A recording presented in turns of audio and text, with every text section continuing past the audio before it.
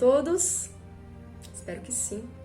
Vamos continuar então estudando no rumo do mundo de regeneração, essa mais nova obra, dessa parceria incrível do Divaldo e do Manuel Filomeno de Miranda. Muito bem, hoje vai ser a nossa segunda aula e nós vamos estudar os capítulos 2 e 3. Esses capítulos iniciais, eles são mais curtinhos, são bem introdutórios mesmo, mostrando a organização da espiritualidade, né, a separação de equipes, de subgrupos, para poder atender as pessoas que estavam ali, que estariam envolvidas ainda mais, afetadas pela pandemia, né? A equipe do Miranda, por exemplo, a gente vai ver que vai ficar concentrada ali na região Nordeste, mas teriam outras equipes no Sul, no Centro, né? Então, essa primeira parte é mais estabelecendo tarefas, como é o nome do capítulo 2, estabelecendo tarefas, e é justamente isso, né? Então, a tendência é que esses capítulos iniciais sejam um pouquinho mais curtos, e lá pra frente eles vão ficar mais longos, tá certo? Muito bem, então, sem mais delongas, vamos lá pro nosso livro. Bom, nossa segunda aula, capítulo 2, estabelecendo tarefas. Então, como vocês vão se lembrar da aula passada, Miranda estava na sua colônia espiritual quando, de repente, ouve-se clarins anunciando que algo grave estava acontecendo na Terra. E aí, os trabalhadores foram convocados e ficaram sabendo que se tratava de uma doença que iria se espalhar por todo o mundo, causando uma pandemia. Então, eles ficaram muito apreensivos e se reuniram para poder saber como poderiam ajudar, né? Então, no grupo do Miranda, tinham 50 pessoas, e dessas 50 pessoas, né, foram separando em grupos menores, e o líder da equipe do Miranda seria um homem chamado Francisco Spinelli, tá? Que tinha sido espírita, muito ligado à região do Sul, mas que estaria lá junto com Miranda e os demais, atuando na região Nordeste. Bom, então, o Francisco, após se apresentar, falar a conexão que ele tinha com a doutrina espírita, ele tece alguns comentários e ele fala uma coisa muito interessante. Ele diz o seguinte, que a misericórdia divina possuía várias opções para a promoção do planeta a nível superior de evolução, sem a necessidade de lágrimas, como várias vezes no passado havia ocorrido, né? Se a gente for pegar aí a nossa história, a gente vê quantas situações tristes nós já passamos. Com pandemias também, com guerras, né? Então, nós, para avançarmos, tendo a misericórdia divina ao nosso lado, não necessitaríamos de lágrimas, de sofrimento, de dor. Dava sim pra gente evoluir sem o sofrimento. Dava sim. É isso que ele está afirmando. Ele está afirmando pra gente. Porém, as criaturas, nós, né, deixaram-se alienar pela busca da liberdade, pelo prazer imediato, e as consequências vinham chegando. Sabe aquela frase de ir pela porta do amor ou pela dor? Então, é exatamente aí que se aplica. A gente tinha a opção de ir pelo amor, né? Tendo o nosso passado, a nossa história como exemplo. Não, poxa, olha que escolhas ruins fizemos. Olha as consequências que vieram. Vamos mudar agora? Vamos passar para o mundo de regeneração sem dor, sem sofrimento? Vamos. E aí a gente avançaria sem lágrimas. Porém, por conta das nossas próprias escolhas, ele diz aí, a busca da liberdade para o prazer, a gente escolheu a outra portinha, a porta da dor. E as consequências estavam vindo, e essa pandemia era uma delas. A tarefa daqueles espíritos, segundo Miranda, tinha como objetivo, dos espíritos que estavam ali reunidos em equipe, né? Tinha como objetivo diminuir a intensidade da pandemia. De que forma? Esse labor seria realizado através das construções espirituais nas regiões foco da contaminação, auxiliando os indivíduos à manutenção de comportamento sereno e abstenção de extravagâncias. Então, nas regiões foco de contaminação, a espiritualidade iria construir alguns centros, né, de auxílio, de tratamento para espíritos que iriam desencarnar através do coronavírus. E, além disso, tentar inspirar as pessoas, os encarnados, nós, né, que estivéssemos próximos, para um comportamento sereno, a oração, abstenção de extravagâncias, né? Que extravagâncias, né? Assim, necessidade de festas e da busca pelo prazer que ele já tinha citado anteriormente, né? Porque era um momento grave, era um momento diferente que a gente estava vivendo e não iria ser correto alguns tipos de comportamentos, por várias questões, né? Entre elas, a disseminação ainda maior da doença, né? Então, as festas, né, que todo fim de semana tinha esse tipo de coisa, teria que ter uma mudança. Então, eles estavam lá, né, para tentar inspirar, além de ajudar aqueles espíritos que iriam desencarnar dessa forma, para inspirar nós encarnados a mudança de comportamentos. Olha que informação interessante ele nos traz. Ele vai dizer o seguinte: entidades elevadas que contribuíram para o progresso da humanidade na área da saúde no passado participariam dos laboratórios de pesquisa, inspirando seus devotados companheiros desencarnados, né? E encarnados também, né? Então, olha só que interessante. Essas entidades que tinham um papel fundamental na área da saúde, que foram grandes missionários no passado, estariam aqui conosco nos laboratórios para poder nos ajudar a desenvolver a cura, para nos ajudar a desenvolver a vacina. Então a gente sabe que a espiritualidade, ela está por trás, que ela está no comando, que nós não estamos desamparados. Então a gente não precisa ter medo de vacina, de tomar a vacina, não precisamos ter medo desses avanços que vêm para o nosso bem, porque a espiritualidade, ela está atuando, ela está junto conosco, né? Está aí uma prova. A gente não está assim, a Deus dará, não, de forma alguma. Com certeza Jesus, nosso governador espiritual, está à frente aí dessa luta que todos estamos enfrentando, né? E estamos passando por isso com a certeza de que as entidades amigas estão do nosso lado, né?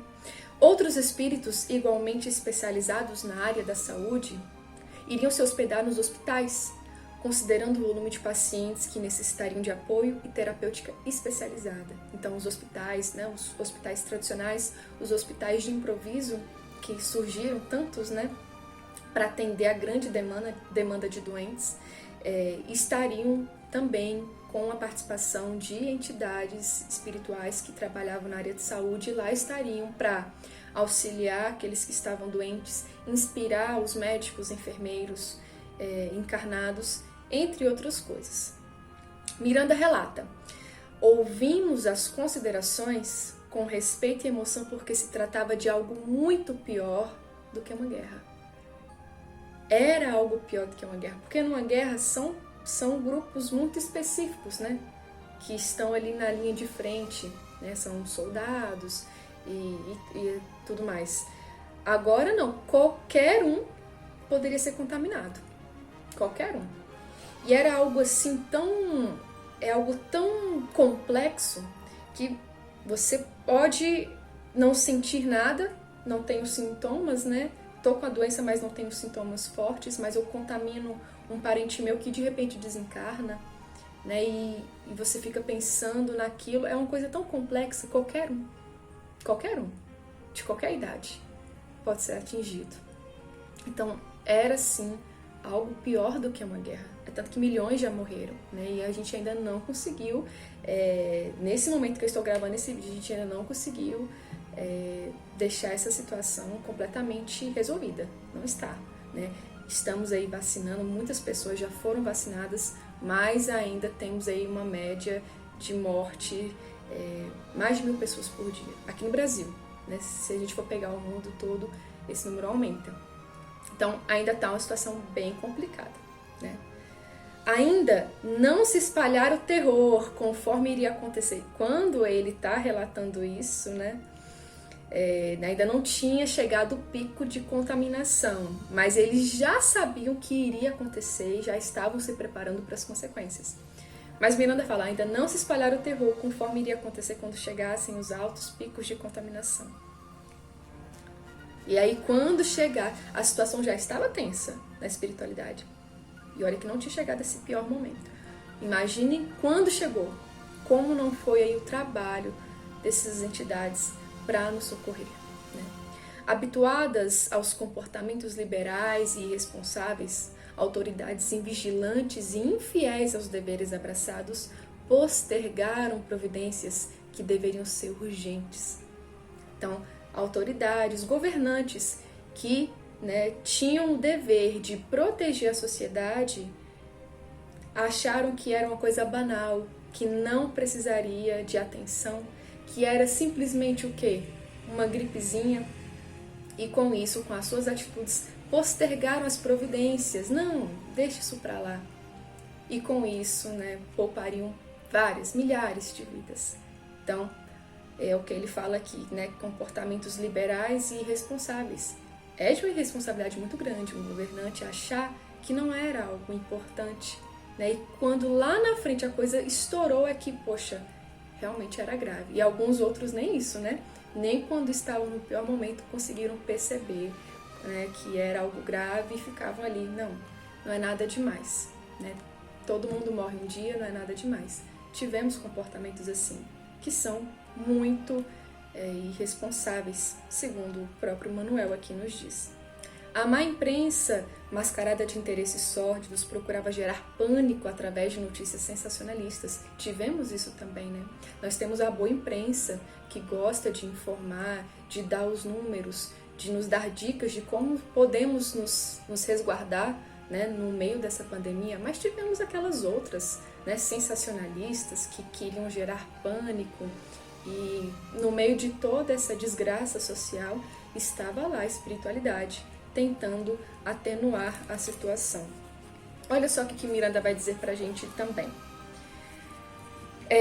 Pode-se imaginar a frieza desses capitães do poder em toda parte, absolutamente conscientes da gravidade da pandemia, desfazendo-lhe os perigos reais, e outra parte também denominada por outra classe de interesse, gerando pânico, mediante informações apavorantes e expedientes criminosos. Então, foram os dois lados aí, Governantes irresponsáveis que falavam, não é nada demais, não se preocupa, e a imprensa, a má imprensa, porque tem a boa imprensa também. A má imprensa que queria só causar um pânico e desnecessário, sem querer informar, só queria deixar as pessoas com medo mesmo, e sem mostrar como é que a gente poderia se prevenir, tentando causar aí notícias sensacionalistas para obter mais acesso e tudo mais. Era necessário que nos deixássemos conduzir por uma profunda compaixão, não somente pelas vítimas da situação vexatória, mas principalmente pelos criminosos de colarinho branco. Olha só que situação. Numa situação como essa que a gente vive, que a gente está vivendo ainda da pandemia, a espiritualidade tem que se preocupar não só com as vítimas dessa doença, mas com os criminosos de colarinho branco que amenizaram tanto a situação, não é nada demais, não ligue. E muita gente entra nessa, não, realmente não é nada demais, não preciso usar máscara, não preciso me proteger. Quantos perderam a vida assim? Quantos contaminaram seus familiares dessa forma por achar que não era nada demais? Olha a responsabilidade dessas pessoas, é algo sério, é algo extremamente sério e triste. Outras consequências desastrosas iriam vir dessa pandemia. Isso os espíritos nos relatando aqui no livro, tá, gente? Ele dá alguns exemplos, olha, demissões em massa de servidores de toda a natureza, que deixarão feridas morais gravíssimas, deixarão feridas morais, econômicas e humanas inimagináveis, com certeza levando pessoas desestruturadas ao suicídio, ao transtorno do pânico, ao alcoolismo, ao tabagismo, à drogadição. Um medo se instalaria, paralisando as pessoas propensas à depressão. Então, gente, não era só a doença em si. Com certeza, vocês perceberam isso, vocês já notaram. Não é só a doença em si, se ela te atinge ou não, atinge sua família ou não, mas todas as consequências disso, tá? Todas as consequências de você ficar dentro da sua casa, por exemplo. Porque no início era algo que a gente nem entendia, né, como que funcionava direito, então todo mundo, né, ficava realmente mais preso. Agora está um pouco mais liberal, mas antes fechou tudo, fechou mercado, fechou restaurante, as pessoas não estavam saindo para trabalhar. Então vocês imaginem as consequências disso, né, de você não poder socializar, de você não poder rever as pessoas. Claro, né, você perdeu seu emprego, por exemplo, que muita gente perdeu. Então, se você já tem um certo desequilíbrio, você pode ter propensão ao suicídio, você pode ter a síndrome do pânico, você pode se envolver em um vício, né? Ele dá aqui alcoolismo, tabagismo, drogadição. Consequências vindo da pandemia sem necessariamente você estar com o coronavírus. Né? Percebem? Por que é pior que uma guerra? Porque além das pessoas que foram atingidas pela doença, ainda tem essa questão moral, porque era a hora de olhar para dentro e encarar a realidade. Todo mundo teve que fazer essa reflexão. Porque muitas vezes a gente na correria do dia a dia, e todo dia tem que trabalhar, estuda e volta para casa só dorme, e no outro dia a mesma coisa, fim de semana também é uma correria. Não. Vamos para dentro de casa. Vamos conversar uns com os outros. Vamos olhar para dentro de nós. E às vezes dentro de nós estava uma verdadeira bagunça. E aí como é que eu lido com isso? Porque eu não posso mais ir para o centro espírita, eu não posso mais ir para a minha igreja, não posso conversar com os amigos pessoalmente. É eu comigo mesmo. E aí, como é que eu vou lidar com isso? E muitos de nós não conseguimos lidar muito bem. Que realmente caímos assim em verdadeiros desequilíbrios morais. Então, olha que coisa, olha que situação essa pandemia. Né? As consequências dela, inúmeras. Em contrapartida, muitas ações no bem seriam vistas e divulgadas. Pessoas iriam se dedicar, né, iriam dedicar o seu tempo em prol do outro. Então, a gente via, principalmente no início dessa pandemia, né, alguns exemplos que eu me lembro assim, de coisas que foram noticiadas. Pessoas fazendo pão para morador de rua. Eu lembro de pessoas que se juntavam, faziam pães e deixavam, né, para os moradores de rua. Jovens que faziam compras para os idosos, porque a gente sabe que é um grupo muito atingido, né, os idosos. E tinha essa preocupação dele ir ao mercado, né, e se contaminar. Então, muitos jovens pegavam a listinha e iam até os mercados para poder fazer as compras, né, do mês dos idosos. Pessoas que faziam máscaras e distribuíam gratuitamente. Nós tivemos essas ações, né, que foram divulgadas também, que nos davam esperança, que nos mostravam que a gente é irmão, né? Nós somos irmãos, nós somos todos filhos de um mesmo pai, precisamos nos ajudar. A família humana é uma só. Então, tínhamos essas notícias também. Tá certo? Muito bem, esse é o nosso capítulo 2, vamos agora para o 3, adaptação ao novo lar. Então, depois dessas considerações iniciais, tecidas aí pelos mentores que estavam acompanhando a situação, a equipe de Miranda foi, né, na verdade todas as equipes rumaram aí para a Terra para iniciar os seus trabalhos. A equipe de Miranda foi até uma instituição espírita que serviria de base para as suas atividades. Então, eles estariam lá, né? Eles iriam atuar fora e quando precisasse retornar para repor energias e estabelecer novas tarefas, eles iriam para essa instituição espírita, né? Que ficava assim próxima do mar, era bom que dava para dar uma renovada boa, ele até cita isso. O mentor espiritual daquele centro se chamava Gracindo e ele era um discípulo de Francisco de Assis. Ele tece alguns comentários a respeito da situação que o planeta vivia. Ele traz algumas informações interessantes aqui pra gente. Olha o que ele diz.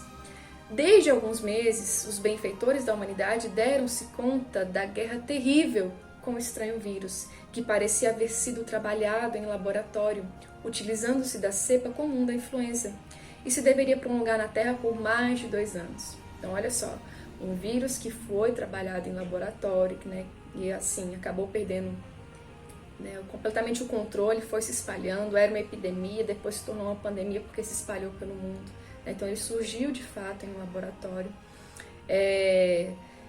ele fala que se utilizou da cepa comum da influenza, né, que nós temos vários tipos de gripe e iria se prolongar na Terra por mais de 2 anos. A gente sabe que surgiu em 2019, né, por isso que se chama Covid-19. E nós estamos aí em início de 2021, quando essa aula é gravada. Ainda não completou 2 anos, né, ainda não completamos, vai completar só no fim do ano. E ele fala que vai se prolongar na Terra por mais de 2 anos. Então, olha, já está tendo vacina, mas a gente ainda vive numa pandemia. A gente ainda vive, né? Até todos nós estarmos vacinados, né, a situação ela ainda vai durar um tempinho, sim. Porque tem gente ainda tem gente morrendo, ainda tem gente sofrendo as consequências disso. Então, a gente vai ter mais um tempinho de pandemia, sim, né? A previsão da espiritualidade é que se prolongue por mais de 2 anos, ultrapassando inclusive a gripe espanhola, como ele mesmo disse. Bom, então eles discutem, né, algumas coisas a respeito dessa situação do planeta. Depois eles vão conhecer um pouquinho do trabalho lá do centro, que realizava muitas atividades com mãezinhas, com idosos, doentes em geral. Então era um trabalho muito ativo ali no centro. E em dado momento, eles escutam a música serena e é dito que tinha chegado a hora do Ângelus, que era um momento em que todos eles se reuniam para orar para Maria. Então, todos se reúnem e fazem a leitura do Evangelho. O mentor Gracindo, pede para que Francisco, o instrutor, o líder ali da equipe do Miranda, para que Francisco leia e teça alguns comentários, né? Tecesse alguns comentários. E aí, ele vai nos dizer o seguinte, olha só que comentário interessante que o Francisco faz. Sempre nos referimos às misérias que nos acontecem no transcurso da evolução, olvidando-nos que elas são os frutos dos espúrios do nosso comportamento. O Pai Celestial nos proporciona a reencarnação a fim de preparar-nos para a glória que nos está reservada. Entretanto, as heranças doentias do processo inicial permanecem dominando as nossas paisagens íntimas e empurrando-nos para o fosso do desequilíbrio e da insensatez. Então a gente sabe, gente, que o que acontece de dificuldade conosco é uma colheita do passado, né? Ninguém sofre injustiça, não existe isso. Se nós estamos passando por uma situação difícil, é porque chegou a hora da gente colher de uma ação nossa do passado. E a gente precisa colher sem reclamar, colher com paciência. Porque se a gente age de uma forma diferente, se a gente fica rebelde, olha só o que nós estamos plantando hoje, olha a rebeldia que a gente está sendo plantada. O que a gente vai colher no futuro? E aí fica um ciclo sem fim, né? Prestemos atenção ao que nós estamos plantando hoje. Ele diz, confiássemos em Deus e adotássemos o comportamento ensinado e vivido por Jesus, e com certeza o nosso fardo seria leve, sem qualquer fadiga. Quando a gente acha que o nosso fardo está muito pesado, que a gente não vai dar conta, se a gente tivesse mais fé, se a gente confiasse completamente em Deus e seguisse os ensinamentos de Jesus, o fardo ia ficar bem mais leve. Leve, gente, ia ficar igual uma pena.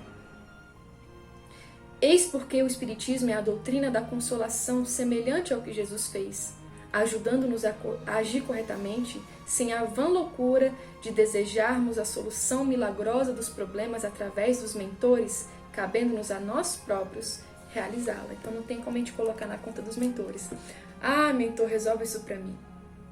Não, é a hora da gente encarar as consequências, da gente saber que, né, nós temos débitos com a justiça divina e fazer de fato, definitivamente, a nossa parte, né? Chegou a hora disso. É um bom momento disso.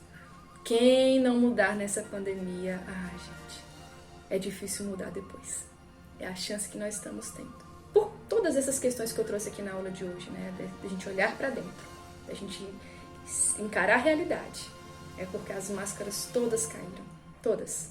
Né? E aí, o que a gente vai ver na frente do espelho? Tá certo? Olha, nossa aula é isso aí, né? Foi uma aula um pouquinho mais séria, né? Vocês perceberam? Mas é porque esses assuntos realmente eu quis mostrar da forma que o Miranda trouxe para nós. Tá certo? Muito bem, então essa foi a nossa segunda aula. Semana que vem a gente continua, se Deus quiser. Beijo!